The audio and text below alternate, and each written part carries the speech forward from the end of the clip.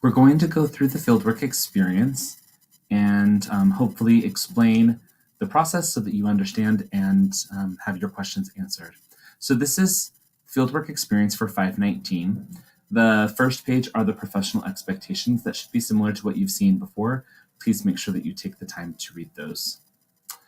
And then the second page are the CBU dispositions. Again, you should have read these in before you came into the program and in each one of your classes. So these are just a reminder. They're not anything new.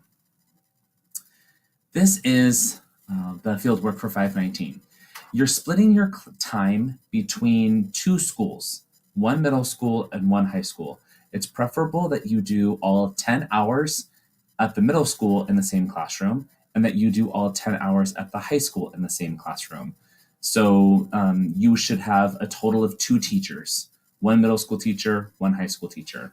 You need to find these locations pretty soon because the sooner you do that, the more time you have to get the activities done. And we'll go through each of the requirements so that you know what they are. Because of the way that I'm grading them, I'm going to ask you to turn in the 4 activities for middle school in one time and the 4 activities for high school at a separate time. I put those at the midpoint at the final. I prefer for it to be middle school first and then high school second, but I'm not a stickler about that. So if you turn in the middle school first and the high school second, that's great. Or if you turn the high school in first and the middle school in second, that's also fine. At the very end, I will create a separate assignment that allows you to upload all of them. So that final one, I'm going to highlight this paragraph here. That's the naming convention. And the reason why is because that gets uploaded into your permanent file, your online file, so that when CTC comes and takes a look, we have your fieldwork already in there.